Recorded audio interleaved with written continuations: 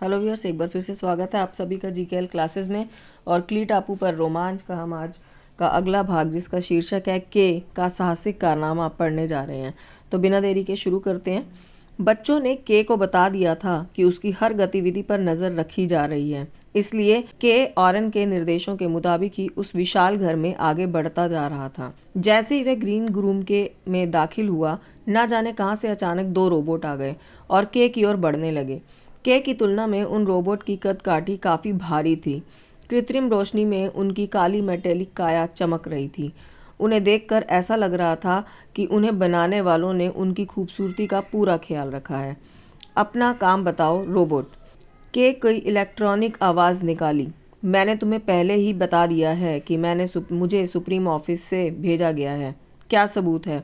Auñón के निर्देशों पर अमल करते हुए के ने जवाब दिया, नहीं तो मुझे वसीयत के बारे में कैसे पता चलता?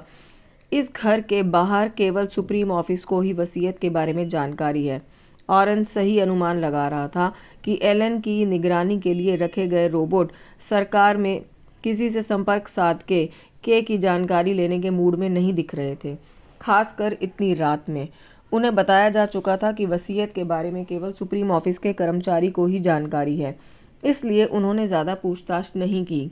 कृपया अपने आने का मकसद बताएं।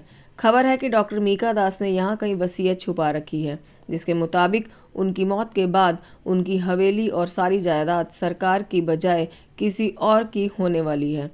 मुझे इस बारे में पता करने के लिए भेजा गया है। आप घर की तलाशी लेना चाहते हैं? हाँ, और बाहर मैदान की भी, पर उससे पहले कुछ सुराग जानने के लिए मुझे डॉक्टर एलेना से पूछताछ करनी होगी। डॉक्टर मीका दास अभी सो रही हैं, उन्हें इस वक्त तकलीफ देना अच्छा नहीं लगेगा। के अपनी बात पर अड़ा रहा। मैं कितनी बार कहूँ कि यह कदम बेहद ज़रूरी है। अगर वसीयत को जल्द से जल्द खोज कर नष्ट नहीं किया गया तो सुप्रीम ऑफिस को डॉक्टर मीका दास की जायदाद से हाथ धोना पड़ सकता है। के की यह दलील काम कर गई और दोनों रोबोट चौकन्ने हो गए। एक के की ओर बढ़ा और उसे अपने पीछे आने के लिए कहा। दूसरा रोबोट पीछे पीछे चला। दोनों रोबोट की निगरानी में के डॉक्टर मीका दास के कमरे की ओर बढ़ रहा था। डॉक्टर मीका दास के कमरे में अंधेरा था। वहां उनके बिस्तर के बगल में छोटी मेज पर रखे एकमात्र लैंप की रोशनी ही आ रही थी, पर बिस्तर पर गहरी नींद में सोती हुई लग रही थी। पर के काफ़ी बाकी घरेलू रोबोट की तुलना में कुछ ज़्यादा ही होशियार था। उसने अपनी सांस की रफ्तार से भांप लिया था कि वह नींद में नहीं है। एलेना की निगरानी में लगे दोनों रोबोट ने एलेना को हिलाया और के की यात्रा के बारे में जानकारी दी। शुरू में तो एलेना को के पर शक हुआ, पर इसी वक्त आरन का निर्देश पाकर के ने दोनों रोबोट को वहां से किनारे किया। मुझे इनसे अकेले में बात करने दें। अगर आप यहाँ रहेंगे तो ये ठीक से मेरी बातों का जवाब नहीं दे पाएंगी। ऐसा संभव है? उनकी कर्कश आवाज़ गूंज उठी। हमें पता होना चाहिए कि क्या चल रहा है। सुप्रीम ऑफिस ने हमें इनके साथ इसी काम के लिए लगाया है। हम अपने काम में कोताही नहीं कर सकते। तुम अपने काम में कोताही नहीं करोगे। दरवाजे के बाहर खड़े रहकर नज़र रखो। इस कमरे से बाहर निकलने का और कोई रास्ता नहीं है, इसलिए तुम्हें डरने की ज़रूरत नहीं है कि वह भाग जाएंगी। फिर उनकी उम्र भी इतनी ज़्यादा है कि वह ऐसा कोई कदम नहीं उठा सकती हैं। के की दलील एक बार फिर रोबोट को संतुष्ट कर गई और उन्होंने के को एलेना के साथ कमरे में छोड़ दिया और खुद निगरानी के लिए बाहर निकल गए। जैसे ही दरवाज़ा बंद हुआ, के ने अपना स्क्रीन ऑन कर दिया। आरन को उम्मीद थी कि वहाँ कुछ कर छुपाया गया है। कैमरा कम रोशनी के कारण संदेश पकड़ नहीं पाएगा। एलेना एकटक नज़रें गड़ाकर स्क्रीन पर देख रही थी और संदेश पढ़ने की कोशिश कर रही थी।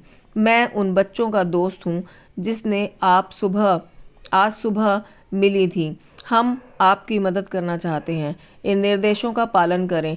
ऐसा बहाना करें कि वसीयत मैदान के दरवाजे के पास किसी जगह छिपा कर रखी गई है और मुझे वहाँ ले चलें। जल्दी। स्क्रीन ऑफ हो गया और के ने बातचीत शुरू की। वसीयत कहाँ है डॉक्टर मीका दास? कौन सी वसीयत? एलेना ने कांपती हुई आवाज़ में कहा। तुम्हें अच्छी तरह पता है डॉक्टर, मैं किस वसीयत की बात कर रहा हूँ। तुम्हारा खेल खत्म हुआ। हमें खबर मिली है कि तुमने घर में या मैदान में किसी जगह वसीयत छिपा कर रखी है। अब वहाँ चलो भी जहाँ उसे छुपा रखा है। एलेना ने हथियार डाल दिए। ठीक है, मैं तुम्हें बताऊंगी कि वसीयत कहाँ छिपा कर रखी गई है और मैं यहाँ वहाँ भटकता रहूं। नहीं डॉक्टर मीका दास, मैं जोखिम नहीं ले सकता। तुम्हें मुझे साथ लेकर उस जगह पर चलना होगा और वसीयत मेरे हवाले करनी होगी। एलेना आगे बढ़ी और दरवाज़ा खुल गया। निगरानी कर रहे दोनों रोबोट दरवाजे की बाहर भी तैनात थे। के ने उन्हें बताया, डॉक्टर मीका दास मुझे उस जगह पर लेकर जा रही हैं जहाँ उन्होंने वसीयत छिपा रखी है। मुझे जल्दी से वसीयत लेकर मुख्यालय के हवाले करनी है। दो में से एक रोबोट ने सवाल किया, वसीयत कहाँ छिपाई है डॉक्टर मीका दास?